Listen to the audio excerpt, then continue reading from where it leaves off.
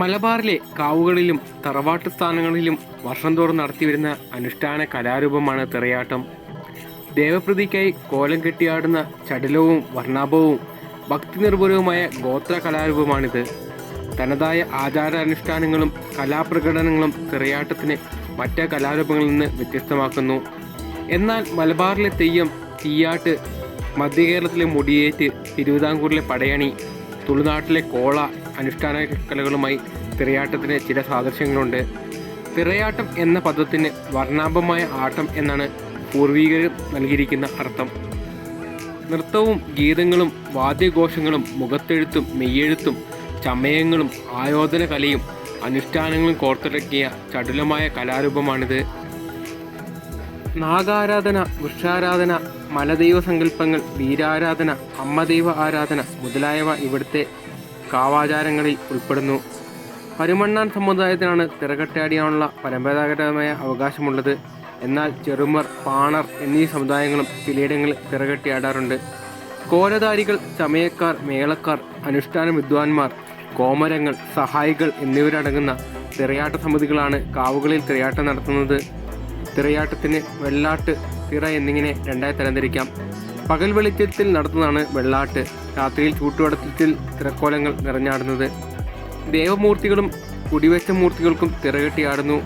ഭഗവതി, ഭദ്രകാളി, നീലഭാട്ടാരി, കരിങ്കാളി, നാഗക്കാളി, തീച്ചാമുണ്ടി, രക്തേശ്വരി തുടങ്ങിയ ദേവീഭാവങ്ങളും കോലങ്ങളും, കരിയാത്തൻ, കരുമകൻ, കുലവൻ, മുണ്ട്യൻ, തലച്ചിലവൻ, കരിവല്ലി തുടങ്ങിയ ദേവഭാവങ്ങളുള്ള കോലങ്ങളും, പ്രാദേശിക ദൈവസങ്കല്പത്തിലുള്ള കുട്ടിച്ചാത്തൻ, കാളി, നീലിയമ്മ, പണ്ടാരമൂർത്തി തുടങ്ങിയവയും തിറങ്കാട്ടങ്ങളിൽ ദേവമൂർത്തികളാണ്.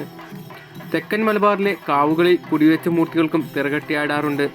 തറവാട്ട് കാരണവർ, മന്ത്രം, വൈദ്യം, കലകൾ മുതലായവയിൽ പ്രാവീണ്യം നേടിയവർ, കാവിന് കാരണഭൂതനായ വ്യക്തി, ആയോധനമുറകളിൽ കഴിവുള്ളവർ മുതലായവരുടെ മരണശേഷവും കാവിൽ കുടിയിരുത്തി ആരാധിക്കുകയും കോലം കെട്ടിയാടുകയും ചെയ്യുന്നു.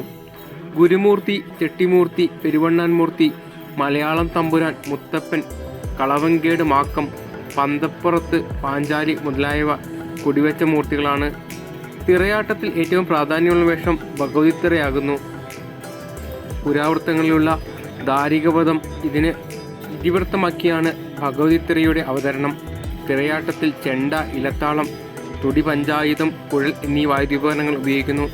ഓരോ തിറയ്ക്കും പ്രത്യേക തോറ്റങ്ങളും അഞ്ചടികളും താളങ്ങളും പ്രയോഗത്തിലുണ്ട്. ചൂട്ടുകളിക്കോപ്പമാണ് തിറക്കോലങ്ങൾ ഉറഞ്ഞാടുന്നതിനും നൃത്തം ചെയ്യുന്നതും.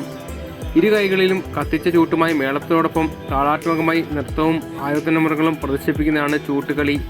വൈവിധ്യങ്ങളായ അനുഷ്ഠാനങ്ങളാൽ സമ്പന്നമാണ് തിറയാട്ടം. ഇരുന്ന് പുറപ്പാട്, കാവിൽ കയറൽ, വില്ലികളെ കെട്ടൽ, കാവുണർത്തൽ, അരിയും പൂവുമെടുക്കൽ, ഒടക്ക് കഴിക്കൽ, തിരുനെറ്റി പതിക്കൽ, വെട്ടുപാചകം ചൊല്ലൽ, കുരുതി, കനലാട്ടം, ചാന്തുചിറ, കുടികൂട്ടൽ ഇവ പ്രധാനപ്പെട്ട അനുഷ്ഠാനങ്ങളാണ്. വിചിത്രമായ വേഷവിധാനങ്ങളാണ് തിറക്കോലങ്ങൾക്കുള്ളത്. ഓരോ കോലങ്ങൾക്കും പ്രത്യേക മുഖത്തെഴുത്തും മെയ്യെഴുത്തും മറ്റു ചമയങ്ങളും ഉണ്ടാകും. ചില തിറകൾക്ക് വളരെ ഉയരമുള്ള മുടി കാണുന്നുണ്ട്. ഈ പ്രത്യേകതകളാണ് ഓരോ കോലങ്ങളിലും മറ്റവയിൽ നിന്ന് വ്യത്യസ്തമാക്കുന്നത്. കത്തിച്ച പന്തങ്ങൾ, വാൾ, പരിച, കുന്തം, അമ്പും വില്ലും ഇവ വേഷങ്ങൾക്കനുസരിച്ച് കോലധാരികൾ ആട്ടത്തിനിടയിൽ ഉപയോഗിക്കാറുണ്ട്. തിറ എന്ന വാക്കിന് ദൈവദർശനമെന്നും ആത്മസമർപ്പണമെന്നും ചരിത്രകാരന്മാർ വിശേഷിപ്പിക്കുന്നു. തറ എന്ന പദത്തിൽ നിന്നാണ് തിറ എന്ന വാക്കിൻ്റെ ഉത്ഭവം എന്നും പറയാറുണ്ട്. പണ്ട് തറവാട്ട് കാരണവന്മാർ ഒത്തുകൂടിയ സ്ഥലം തറ എന്നും ഇവിടെ കെട്ടിയാടുന്ന ദൈവിക രൂപത്തിലുള്ള കോലങ്ങളുടെ ആട്ടത്തെ തിറയാട്ടം എന്നും പറയുന്നു. തിറ എന്നാൽ തിളക്കമെന്നും പ്രകാശമെന്നും പറയുന്നു. രാത്രിയിൽ ചൂട്ടുവെളിച്ചത്തിൻ്റെ കീഴിൽ വൈവിധ്യമാർന്ന വേഷങ്ങൾ കെട്ടിയാടുന്നതിനും വർണ്ണാഭമായ ആട്ടമെന്നും പൂർവികർ തിറയെ വിശേഷിപ്പിക്കുന്നു.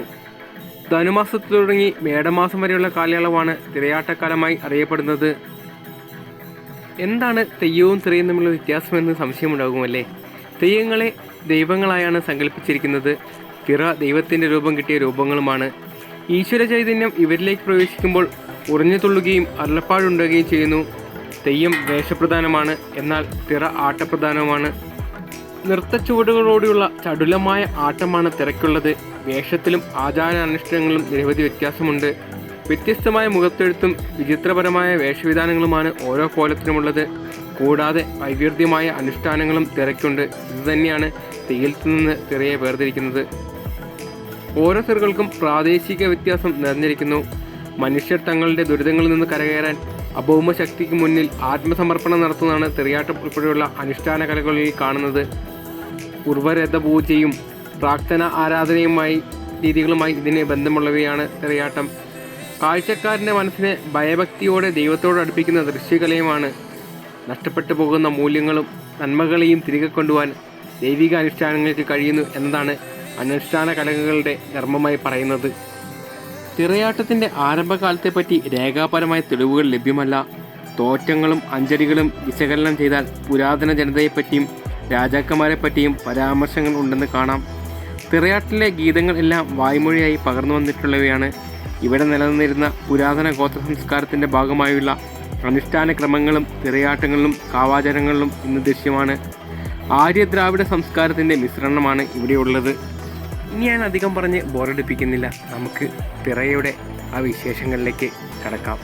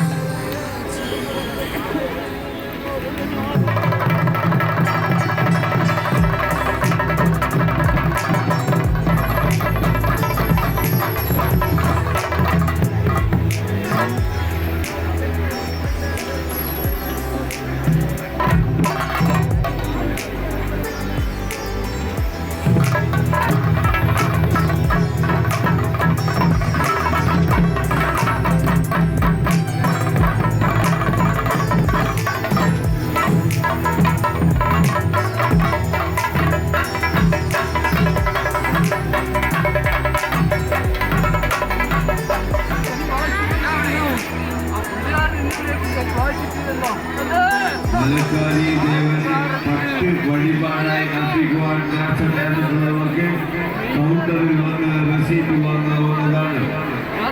10 കൊണ്ടുവരാത്തവർക്ക് കൗണ്ടറിൽ നിന്നും 10 ലഭിക്കും. 5-ാം മൈലിൽ വന്ന വിനീഷിന് വേണ്ടി വെടി വഴിപാട് 1. 5-ാം മൈലിൽ വന്ന വിനീഷയ്ക്ക് വേണ്ടി വെടി വഴിപാട് 1. 5-ാം മൈലിൽ വന്ന വിനീഷയ്ക്ക് വേണ്ടി വെടി വഴിപാട് 1. ഭക്തിയിലാവുക വിശേഷിക്കണം.